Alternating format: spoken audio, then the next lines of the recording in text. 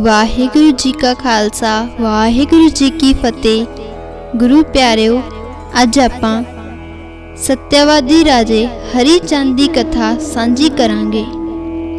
राजे हरिचंद नूं सत्यवादी राजा आख्या जान लगा। ओह बहुत ही दानी पुरुष सी। पुराने ग्रंथां विच उस दी कथा आउंदी है। लिखिया है कि ओह त्रिशंकु दा बेटा सी, जो वचन करदा सी उस ते अमल करदा सी। सच, दान, करम ते इशनान दा पाबंद सी। उस दी भुल नूं देवते भी लभ नहीं सन सकदे। एक दिन उन्हां दे कोल नारद मुनि आ गया। राजे ने उस दी बहुत सेवा कीती। नारद नगरी विच फिरिया। उसने देखा कि सारे स्त्री पुरुष उसका जस करते सन। किते भी राजे दी निंदा सुनन विच ना आई। राजे हरिचंद दे राज भवन विचों निकल के प्रभु दे गुण गाउंदे होए नारद मुनि इंद्र लोक विच आ पुजा। त्रै लोकां विच ही नारायण मुनि दा सत्कार हुंदा सी। ओह त्रै कालदर्शी सी, पर मन आया तां कोई ना कोई खेड रचना विच भी चंगा उस्ताद मन्निया गया सी। कोई ना कोई गल ऐसी आखनी जिस नाल अगले नूं ऐसा भ्रम पैना कि बस ओह जिन्ना चिर अगले नाल नजिठ ना लवे उन्ना चिर आराम नाल ना बैठे। ऐसा ही उसका वतीरा सी। इंदिरा, हे मुनिजन, भला यह तां दसो मात लोक विच कैसा वरतारा है जीवां दा? स्त्री पुरुष कैसे रहंदे हन? नारद मुनि, मात लोक ते धर्म करम दा प्रभाव पै रहा है। पुण्य दान होम यज्ञ हुंदे हन। स्त्री पुरुष खुशी नाल रहंदे हन। कोई किसे नूं तंग नहीं करदा। अन्न, जल, दुध, घ्यो बेअंत है। वासना दा भी चोखा प्रभाव है। स्त्री पुरुष दा प्यार वधिया है। गऊआं दी पालना हुंदी है। घाह बहुत हुंदा है। बनस्पति मौलदी है। ब्राह्मण बहुत सुख दा जीवन व्यतीत कर रहे हन। इंद्र, हे मुनिदेव, ऐसा भला किवें हो सकदा है? ऐसा तां ही हो सकदा है जे कोई राजा भला होए, राजे दे कर्मचारी भले होण, पर मात लोक दे राजे भले नहीं हो सकते। कोई ना कोई कमी जरूर हुंदी है। नारद मुनि, ठीक है, मात लोक दे राजा हरिचंद है। ओह चक्रवर्ती राजा बन गया है। ओह पुण्य दान करदा, ब्राह्मणां नूं गऊआं दिंदा ते जे कोई लोड़वंद आए उस दी लोड़ पूरी करदा सत्यवादी राजा है। ओह कदी झूठ नहीं बोलदा। होम यज्ञ हुंदे रहंदे हन। राजा नेक ते धर्मी होण ते प्रजा भी ऐसी है। हे इंद्र, एक बार उस दी नगरी विच पूज्या स्वर्ग दा झौला पैंदा है। आउण नूं चित नहीं करदा। सर्ब कला संपूर्ण है। रिद्धियां सिद्धियां उस दे चरनां विच हन। इस तरह नारद मुनि ने राजा हरिचंद की उस्तत की तां इंद्र पहला तां हैरान होया ते मुड़ उस दे अंदर ईर्खा जागी। उसनूं सदा यह ख्याल रहिंदा सी कि कोई उस नालों बहुता बली ना होए। इंद्र नालों बली ओह हो सकदा सी जो बहुती तपस्या करदा, धर्म करदा। ऐसा करन वाला कोई वेला ही हुंदा सी। इंद्र कोल दैवी शक्तियां सन। ओह मात लोक दे भगती ते धर्मी पुरुषां दी भगती विच विघन पाउण दा यतन करदा। उस दे मन ही मन फैसला कर लिया सी कि ओह जरूर परीक्षा करेगा। ऐसा हो नहीं सकदा कोई वड्डा सत्यवादी बन जाए। नारद चलिया गया। इंद्र सोचां विच डुब गया। अजे ओह सोच ही रहा सी कि उस दे महल विच विश्वामित्र आ पुजा। विश्वामित्र ने कई हज़ार साल तपस्या कीती ते मात लोक तो स्वर्ग लोक विच पुज्या सी। ओह बड़ा प्रभावशाली सी। उसने जदों इंद्र वाल देखा तां चेहरे तो ही इंद्र दे मन दी दशा नूं समझ गया। उसने पूछया, देवतियां दे महादेव महाराज इंद्र दे चेहरे ते काला प्रकाश क्यों? चिंता दे चिन्ह प्रगट हुंदे हन। ऐसा की मामला आ गया जो दुख दा कारण है? कौन है जो महाराज दे तख्त नूं हिला रहा है? विश्वामित्र दी यही गल सुन के इंद्र ने आख्या, हे मुनिजन, हुने हुने नारद मुनि जी इत्थों गए हन। ਉਹ ਮਾਤ ਲੋਕ ਵਿੱਚ ਭ੍ਰਮਣ ਕਰਦੇ ਹੋਏ ਹਨ। ਉਹਨਾਂ ਨੇ ਦੱਸਿਆ ਹੈ ਕਿ ਮਾਤ ਲੋਕ ਤੇ ਰਾਜਾ ਹਰੀ ਚੰਦ ਐਸਾ ਹੈ ਕਿ ਜਿਸ ਨੂੰ ਲੋਕ ਸੱਤਿਆਵਾਦੀ ਆਖ ਰਹੇ ਹਨ। ਉਹ ਪੁੰਨ ਦਾਨ ਤੇ ਧਰਮ ਕਰਨ ਵਿੱਚ ਬਹੁਤ ਅੱਗੇ ਚਲਿਆ ਗਿਆ ਹੈ। ਇਹ ਸੁਣ ਕੇ ਵਿਸ਼ਵਾਮਿੱਤਰ ਮੁਸਕਰਾ ਪਿਆ ਤੇ ਉਸਨੇ ਕਿਹਾ, इस निक्की जही गल तो की घबराते हो? जो चाहोगे हो जाएगा। तुसां कोल लख वसीले हन। महाराज, तुसां दी शक्ति तक भला किसी दी शक्ति किवें पुज सकती है? आप दास नूं हुक्म करो, जो आखो कीता जा सकता है। चिंता छड्डो।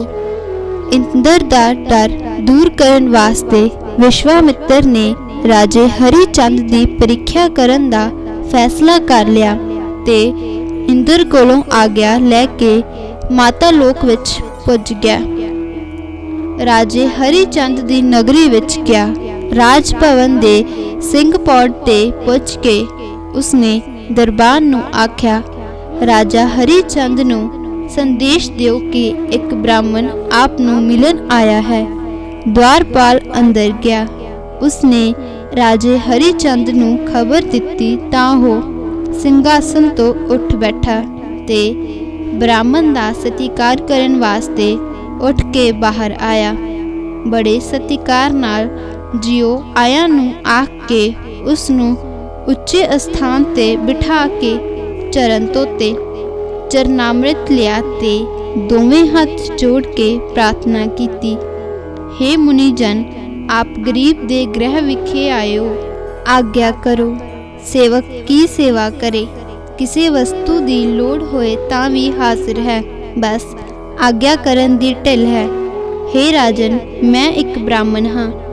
मेरे मन विच इच्छा है कि मैं 4 महीने राज करां। आप सत्यावादी हो। आप दा जस त्रै लोक विच हो रहा है कि ब्राह्मण दी यह इच्छा पूर्ण हो सकती है। सत्यावादी राजा हरी चंद ने जदों यह सुनिया तां उसनूं चाह चढ़ गया। उहदा लूं खुश हो गया ते उसने दोवें हाथ जोड़ के बेनती कीती, जिवें प्रभु दी इच्छा है तिवें ही हो जाएगा। अपना राज मैं 4 महीने लई दान करदा हां।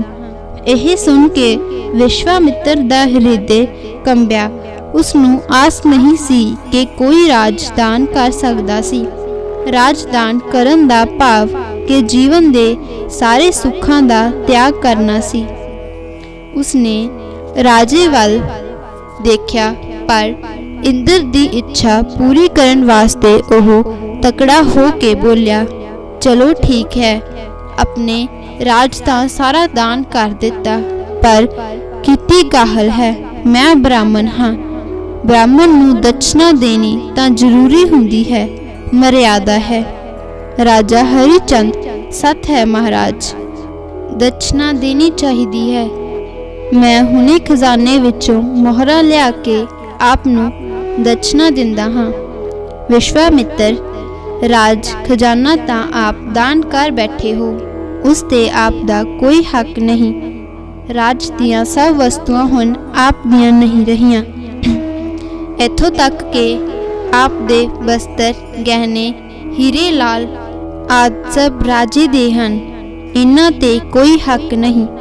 राजा हरिचंद, ठीक है, दास भुल गया। आप दे दर्शनां दी खुशी विच कुछ चेते ना रहा। फिर समा बख्शिए। विश्वामित्र किन्ना समा? राजा हरिचंद सिर्फ 1 महीना। 1 महीने विच मैं आप दी दक्षिणा दे देवांगा।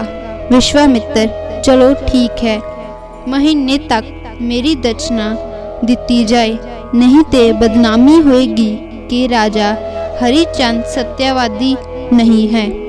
यह भी आज्ञा है कि सवेर होने तो पहला मेरे राज की हद तो बाहर चले जाओ, राज विच नहीं रह सकते। ऐसा करना होएगा, जरूर ऐसा करना होएगा। राजे हरिचंद ने राज के वस्त्र उतार दिते, साधारण वस्त्र पहन के पुत्र ते रानी नूं नाल लैके राज की हद तो बाहर हो गया। प्रजा रोंदी कुरलाउंदी रह गई, पर राजा हरिचंद ने मत्थे ते वट ना पाया, ना चिंता दे चिन्ह प्रगट होए। ओह अडोल रहा। साधुआं वांग तिन्ने राज हद तो बाहर बनारस नगरी वाल चल पए। राह विच भुख ने सताया तां कंद मूल खा के गुजारा किया। राजा तां ना डोलिया, पर रानी ते बच्चा घबराए। उन्हां नूं अंदरली गल दा पता नहीं सी। चलदे चलदे राजा रानी काशी नगरी विच पुज गए। राह विच उन्हां नूं बहुत कष्ट उठाने पए सन। पैरां विच छाले पै गए। ओह दुखी हो के पुजे, पर दुख नूं अनुभव ना किया। राजा हरिचंद चूने दी भट्ठी उत्थे मजदूरी करन लग पिया। उसने शरीर प्यारा ना किया, जान प्यारी ना कीती।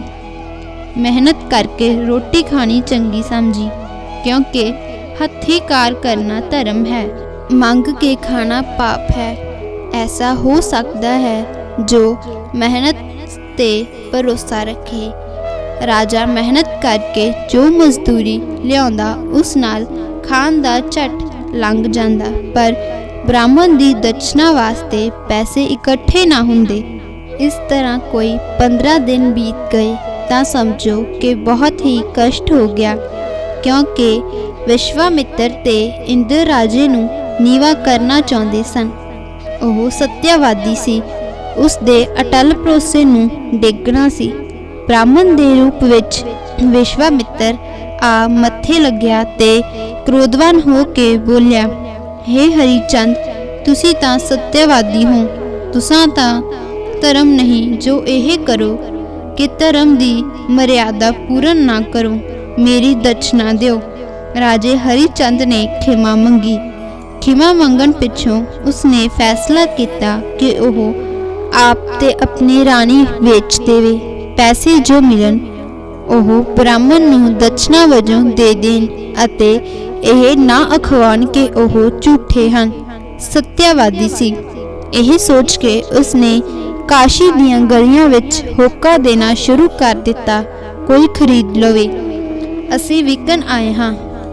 होका दिंदे फिरन सुनन वाले हैरान भी सन ते घट बुद्ध वाले मखौल हासी करते सन। बाजार विचों कईयां ने उसकी सहायता करनी चाही, पर राजे ने दान जां सहायता लैनी परवाह ना की।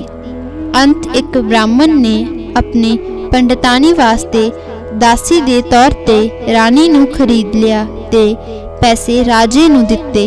रानी ने पंडितानी लई 2 शर्तां रखियां, एक पराए मर्द नाल बोलना नहीं, दूसरा किसी मर्द दी झूठ नहीं खानी। पंडितानी ने परवान कर लिया। वह पुत्र नूं लैके पंडित दे घर चली गई। रानी दे विक जान ते राजे नूं शहर दे शमशान भूमि दे राखे चंडाल ने खरीद लिया।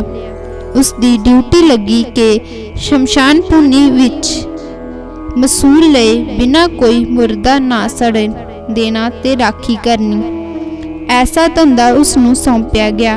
वह रात दिने उत्थे रहन नूं तैयार हो गया ते ब्राह्मण नूं दक्षिणा पूरी कर दिती। विश्वामित्र ते इंद्र नूं ऐना हौसला ना पिया कि आखन राजा हरिचंद झूठा है जां ओह बचन तो फिर जांदा है। विश्वामित्र ते इंद्र राजे जदों हार गए तां उन्हां ने अपनी हार मनन तो पहले राजे ते रानी दी होर करड़ी परीक्षा करनी चाहिए। उन्होंने अपने दैवी शक्ति वरत के इयों राजे की परीक्षा की। राजे रानी दे पुत्र का नाम रोहतास सी। ओह खेडदा फिरदा ते कदी अपनी माता नाल काम विच मदद दिंदा। उसनू दैवी शक्ति नाल सप लड़ा के मार दिता गया। अपने पुत्र की मौत देख के रानी व्याकुल हो उठी। उस दियां ताही धरती ते आकाश विचाले गूंजन लगियां। उसने तरला करके पुत्र दे कफन ते उस दे संस्कार वास्ते पंडित ते पंडितानी कोलों सहायता मंगी, पर इंद्र ते विश्वामित्र ने ऐसा उन्हां दे मनां ते प्रभाव पाया, बुद्ध भ्रिष्ट कीती कि उन्हां दे ना 2 गज कपड़ा दिता ते ना ही कोई पैसा। रानी ने अपनी तोती दा अद्धा पल्ला पाड़ के पुत्र नूं वलेट लिया ते शमशान भूमि वल लै गई। राजे ने कर लए बिना रानी नूं ना शमशान भूमि विच दाखल होण दिता ते ना उसने अपने पुत्र नूं साड़िया। मालक दी नौकरी विच धोखा ना किता। रानी रोंदी रही। ओह बैठी बैठी ऐसी बेसुरत होई कि उसनूं होश ना रही। देवनेत नाल एक होर घटना वापरी। ओह यह कि चोरां ने काशी दे राजे दे महलां विच चोरी की। उन्हां ने कोई सुखना सुखी सी कि जे माल मिले तां शमशान भूमि दे किसे मुर्दे नूं चढ़ावा चाढ़नगे। अगे रानी बैठी देखी। उस दे कोल मुर्दा देख के ओह रानी दे गल हार पा गए ते तुरदे गए। चोरी दी पड़ताल करते हुए सिपाही जदों बाहर आए तां उन्हां ने रानी दे गल हार पिया देखिया ते उसे वेले फड़ लिया। रानी ने रो रो के बथेरा कहा कि वह निर्दोष सी, पर किसी ने ना सुनी ते उस दे पुत्र रोहतास नूं उत्थे ही रख के फड़ के लै गए ते राजे दे पेश किया। राजे ने कतल दा हुक्म दे दिता ते कतल होण वास्ते रानी मुड़ शमशान भूमि विच पुज गई। उसनूं कतल भी राजे हरिचंद ने करना सी, जेड़ा चंडाल दा सेवक सी। विश्वामित्र ने भयानक ही खेड रच दिती। पुत्र रोहतास नूं मार दिता। रानी नूं चोर दा दोष लवा के कतल करवाउण लई कतलगाह विच लै आंदा। कतल करन वाला राजा हरिचंद सी, जिसने अपने राज विच किसे नूं कतल नहीं सी कीता। ऐसी लीला ते भयानकता तक के विष्णु ते पार ब्रह्म जैसे महाकाल देवते भी थरथरा गए, पर राजा हरिचंद ना डोलिया। वह अपने फर्ज ते पूरा रहा। उसने रानी नूं तैयार होने लई आख्या तां कि वह कतल करके राजे दे हुक्म दी पालना करे। उस वेले कतलगाह अथवा शमशान भूमि विच जां ओह सी जां उसदी प्यारी रानी ते मोया पुत्र, बाकी सुवता ते इकलता। तैयार हो जा आख के राजे हरिचंद ने तलवार वाला हथ ऊपर चुक्या। उसनूं उच्चा करके वार करन लगा तां उस वेले होर ही कौतक वरत गया। उस वेले किसे अनडिठी शक्ति ने उस दे हथ नूं फड़ के आख्या, धन तू राजा हरिचंद सत्यवादी। इस बोल दे नाल ही उस दे हथों तलवार धरती ते डिग पई। देखदा की है कि ओह एक शमशान भूमि विच नहीं सगों बाग विच खलोता है, जिथे तरह तरह के फल खिड़े हन अते किते भी शमशान भूमि का निशान नहीं। उसके वस्त्र भी चंडालों वाले नहीं। उसने अखां मल के चंगी तरह निगाह खोल के देखा तां सन्मुख भगवान खलोते सन। विश्वामित्र ते इंद्र भी कोल सन। ओह ब्राह्मण किते नज़र नहीं सी आउंदा। राजा हरिचंद एकदम झुक के भगवान दे चरनां ते डिग पिया। राणी ने भी अगे हो के सारिਆਂ ਨੂੰ नमस्कार कीती। उस वेले भगवान ने वचन किया, राजा हरिचंद सच ही सत्यवादी हैं। मंग जो कुछ मंगना चाहता है मिल जाएगा। इस दे नाल ही विश्वामित्र ने सारी कथा सुना दी ते राजा राणी दे पुत्र रोहतास नूं हसदियां ते मुस्कुराउंदियां होइयां दोहां दे कोल पेश किया। सारी कथा सुन के राजे हरिचंद ने नमस्कार कर दिती ते कहा, अपनियां गल्लां तुसीं आप ही जानो महाराज। जदों भगवान ने बहुता जोर दिता तां हरिचंद ने वर मंग्या, महाराज एहो इच्छा है सारी नगरी समेत स्वर्गपुरी नूं जावां। तथा अस्तु आख के भगवान ते सारे देवते अलोप हो गए। राजा राणी ते उन्हां दा पुत्र तिन्ने अपने राज विच आ पुजे। प्रजा ने खुशी मनाई। आखदे हन राजा कुछ समा राज करदा रहा ते एक ऐसा समा आया जदों राजा सारी नगरी समेत बैकुंठ धाम नूं चल पिया। जदों ओह बैकुंठ धाम नूं जा रहा सी तां जानवर पंछी ते पशु आदि नाल सन। यह तक के राजे नूं अभिमान हो गया तां हिनकिया तां राजे हरिचंद की जुबानों निकलिया, राजा हरिचंद ही है जिस दी नगरी भी बैकुंठ धाम नूं जा रही है। उस वेले नगरी जांदी जांदी धरती अते बैकुंठ विचाले पुलाड़ विच रुक गई। उसका नाम हरचंदौरी है। गुरबाणी विच आउंदा है, हरचंदौरी चित भ्रम सखिए, मृग तृष्णा द्रम छाया, चंचल संग न चालती सखिए, अंत तज जावत माया। इसका अर्थ कि किसी घड़ी भी सत नूं हथों नहीं छड्डना चाहिदा ते ना हंकार करना चाहिदा है। जो सत्यवादी बने रहंदे हन तिसदे बेड़े पार हुंदे हन। वाहिगुरू जी का खालसा, वाहिगुरू जी की फतेह।